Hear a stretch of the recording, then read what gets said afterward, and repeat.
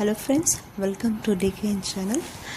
இன்றைக்கி மெனு வந்து அடை தோசை எப்படி செய்யுதுன்னு பார்க்கலாமா? முதலில் ஒரு டம்ளர் இட்லி அரிசி, அரை டம்ளர் கடலைப்பருப்பு, 2 ஸ்பூன் துவரம்பருப்பு, 2 ஸ்பூன் பாசிப்பருப்பு, 2 ஸ்பூன் உளுந்தம்பருப்பு, காரத்துக்கு தேவையான அளவு காஞ்ச மிளகாய். நான் வந்து இன்றைக்கி 2 காஞ்ச மிளகாய் தான் ஆட் பண்ணிக்கிறேன் ஃப்ரெண்ட்ஸ். உங்களுக்கு காரத்துக்கு எவ்வளோ தேவையோ அவ்வளோ காஞ்ச மிளகாய் ஆட் பண்ணிவிடுங்க.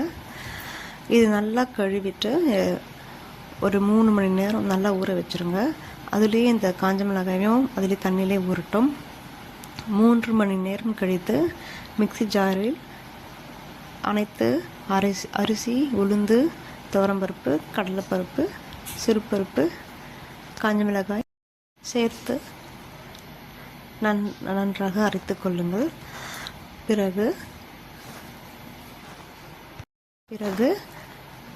அந்த அரைத்த மாவில் ஒரு 2-3 சிட்டிகை பெருங்காயத்தூள் நன்றாக சேர்த்து கிளறவும். உப்பு சேர்த்த பிறகு உப்பு சேர்த்து நீங்கள் செக் பண்ணிக்கோங்க. டேஸ்ட்டுக்கு ஏற்றப்போல் உப்பு ஆட் பண்ணிக்கோங்க. பிறகு கடாயில் ஒரு வெங்காயம், பெரிய வெங்காயம், கறிவேப்பிலை சேர்த்து நன்றாக வதக்கிட்டு இந்த மாவில் வந்து அந்த வெங்காயத்தையும் கறிவேப்பிலையும் ஆட் பண்ணிவிடுங்க. பிறகு நீங்கள் தோசை தவாயில்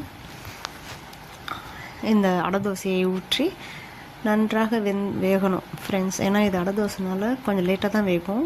நல்லா ஏன்னா பருப்பு வகையெல்லாம் நம்ம ஆட் பண்ணியிருக்கிறோம்.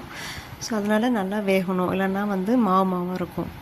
நல்லா வெந்த பிறகு நல்லா எண்ணெய் ஊற்றி நன்றாக வெந்த பின் இந்த அடை தோசையை சாப்பிட்டு பாருங்கள். ரொம்ப ருசியாகவும் இருக்கும். திரும்பி நீங்கள் இதுவே நீங்கள் செய்வீங்க ஃப்ரெண்ட்ஸ். இந்த மெஷர்மெண்ட்டில் நீங்கள் கரெக்டாக பண்ணுங்கள், சூப்பராக இருக்கும் friends. Thank you friends. Please subscribe and share my videos friends. Thank you.